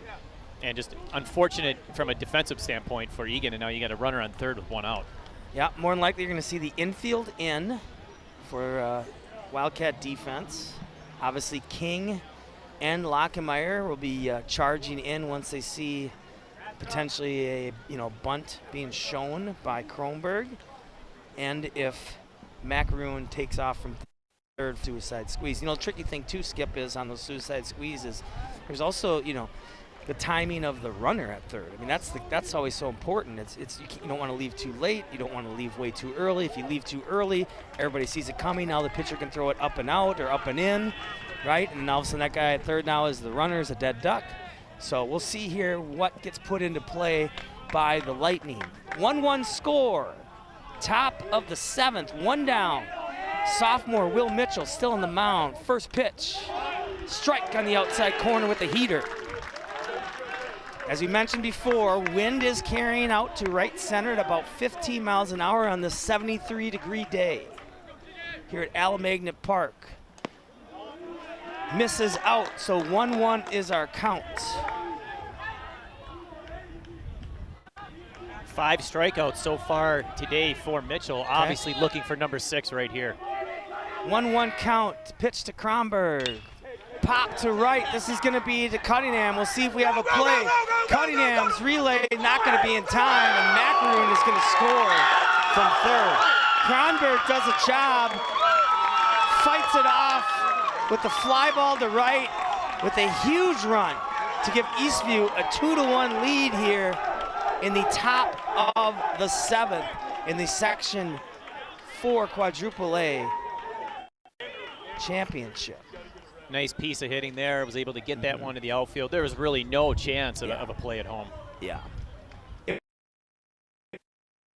Hit deep enough, right? I mean, where Cunningham might have a play is if it's like if it's a little flail shot out at him that he can catch on the run. His momentum's bringing him in, and then now he's able to make the strong throw home. So we're gonna have the leadoff hitter, which is the left fielder, Cooper DeSutter, steps in. DeSutter, what has he done today here for the Lightning? As I ask, he deposits a base hit out to left on a 1-0 pitch on a fastball from Mitchell. He had grounded out, struck out, and flied out, so that kind of completes all of the options there with a hit. So the shortstop will be Ben Schmitz, and he'll step into the box. 2 down here in the top of the 7th. Eastview Lightning, the number 4 seed. one loss in sections. That was the first game of sections, a 4-3 loss at home against this number 5 seed, Eagan Wildcats. Mitchell's slider outside corner in there for a strike. Eastview, 4-3 win against, Eagan 4-3 win against number 4 seed Eastview, a 3-1 win against number 1 seed Two Rivers, and then a 5-4 win over number 2 seed Hastings on Monday. That put them in the driver's seat. For them to be denied a chance for state, they would have to be beaten twice by Eastview, and Eastview is trying to get that first half of it today. Another slider outside corner in there for strike 0-2 for the shortstop Schmitz. Looks like there was a little bit of action in the bullpen. I think it was Wohler, the first baseman, maybe getting loose. We'll see if they run Riedel out there or if Wohler comes in for a save opportunity. DeSutter takes off. Grounder up the middle. Tomei, throw to first for an out. And we see a massive collision between DeSutter and Eckerly. Eckerly looks okay. It looks like DeSutter might taken that brunt of that hit a little harder than Eckerly. So anyways, with all that happening, a lot of craziness, 1 hit on 2 hits, no errors, 1 left on. 2-1 is our score, back in 60 seconds for an exciting bottom of the 7th. Eastview leading Eagan here on Eagan TV.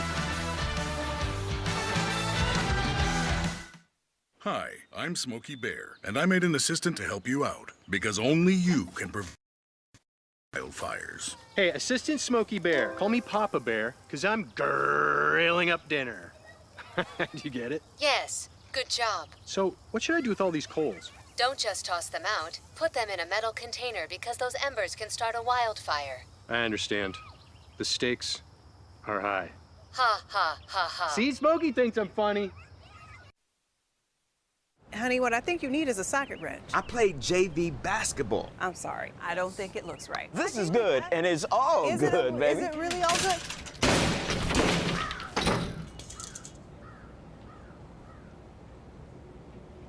If you love me enough to routinely test your handyman skills, not to mention the strength of your marriage, then of course you'll visit nhtsa.gov/therightseat to make sure I'm in the right car seat. I'm gonna call my dad. Nope. Casey Lux, joined by Skip Newton here on Eagan TV, taking a look at the crowd. Looks like Charlie Novak re-entered after the pinch hit previously by Hewitt. Hewitt did come around to score. Want to give a special congratulations to go out to Sandy Setter, the longtime Eagan athletic director, retiring this season. Here today enjoying some Eagan Wildcat baseball as she hopes to see the Wildcats make it to state for only their 2nd time in school history. The last time was 2009, was their only state appearance. They lost to Forest Lake and then lost to Eden Prairie. Eagan was in the section championship game back in 2021. We called that here on Eagan TV. That was against Park Cottage Grove. Number 4 hitter, sophomore Brandon Lundenborg steps in. Charlie Riedel still on the mound, the starting pitcher. What's Lundenborg done today? I think there was a strikeout with one of his at-bats. Yeah, struck out looking in the 2nd.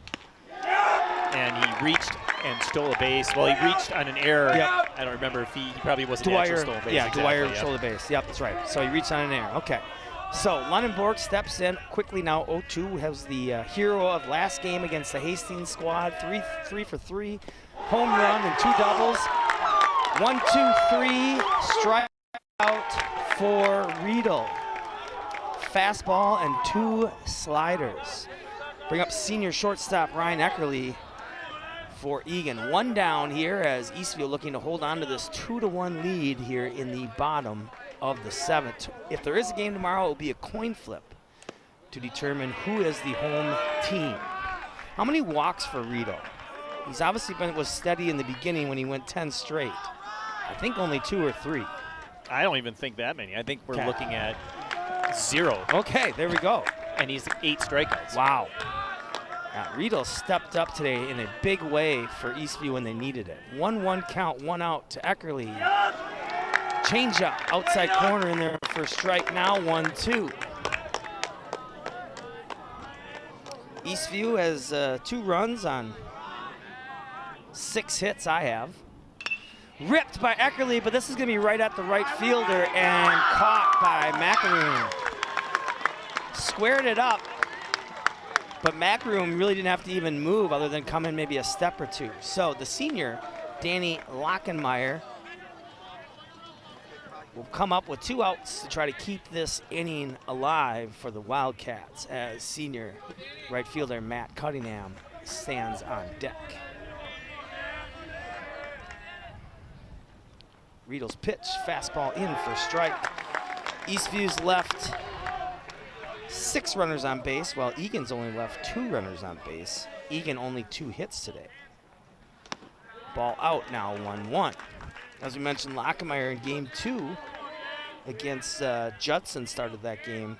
Was 3 for 4, 5 RBIs and a double. So he likes facing Eastview pitching, Skip. 2-1 count, 2-1 score, 2 outs here at Al Magna Park, Section 4, Quadruple A. Misses out. Slider outside now, 3-1.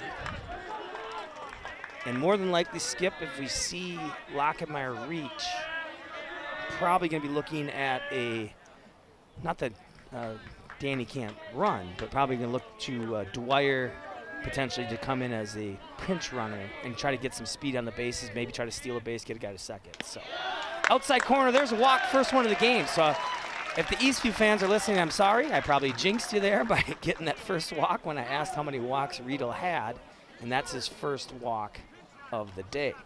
Looks like it's going to be, yes, number 7, Jackson Dwyer. Already has a stolen base today. On the season, as I mentioned before, he's got 8 runs scored. I think technically, no, that's right, King scored the only run. 8 runs scored, and now he's 10 for 11 on stolen bases. We also do have a pinch hitter, and that's going to be Aiden Canty. Aiden Canty has 9 RBIs in the year, 7 runs, 260 on base for the sophomore. Canty plays, can play a little bit all over.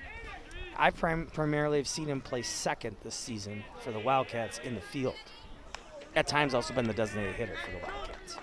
Both stolen bases today. The balls ended up into center field, Correct. so I gotta believe they're gonna send the runner. Right. Fastball by Riedel in there for a strike. Gets ahead on the count, 0-1 to the sophomore Aiden Canty. Throw over to first, pulls Wooler off the base. This would be the pitch I think you send him on. Riedel comes to set. Dwyer takes off, throw to second, and I think he's gonna get him. That's gonna end the game. Bad jump by Dwyer. Canty doesn't even get a chance to swing the bat. Inning ends on a strong throw by Brandt from his knees, and Eastview shocks the home Wildcats with a 2-1 win. As we mentioned, Eagan, no runs on no hits, no errors, and nobody left on in that last inning. Only left 2 runners on base. Only had 2 hits, scored that 1 run in the 4th. Eastview, 2 runs, got that big run in the 7th on the clutch sacrifice fly by Kronberg with 1 out to score Macaroon from third. So it sounds like, if I just heard correctly, 5:30 is the time for tomorrow's game. Winner of tomorrow will go on to state between Eastview and Eagan. So good thing is, Skip, there's Sandy right there, as we said. Congratulations on the retirement. But as I mentioned to you before, Skip, the beauty in all this, especially when you're young, is that you have less than 24 hours to just kind of forget about it and play another game. Exactly. You know, the Eagan bats just couldn't get going today. You have to tip your cap to Riedel Eastview. threw great. Yeah, Riedel was on fire, and really, from the word go, I mean, retired the first 10 batters he faced. I believe he struck out 4 of them. Yeah. And it was just the 1 inning, and honestly, the only run was as a result of the dropped pop-up. Otherwise, he would have pitched a complete game shutout. Correct. Yep, and absolutely. And the other thing that's impressive with Riedel is a lot of those at-bats, I don't think he got to 3 balls in the count. Right? Yeah, he was ahead of the hitters all day long. So unfortunately, we won't be able to broadcast the game tomorrow. Eagan TV has women's soccer Aurora duties. So we want to say thank you to all those that have listened throughout the season. We've had a blast, Skip and I, in broadcasting these games and bringing these high school games to you near and far. Want to once again say thank you to all those that help out at Eagan TV, but especially Tim in the truck, Ken on replay, Willie on graphics and audio, and then our camera crew, an excellent job on the replays and catching all the shots, Max, Samantha, Nick, and Larry. We've had a blast. Most of us will be back here tomorrow. We just won't be catching it live on Eagan TV. So for Skip Newton, I'm Casey Lux. Have yourself a wonderful evening. And thank you again from Eagan TV for tuning in.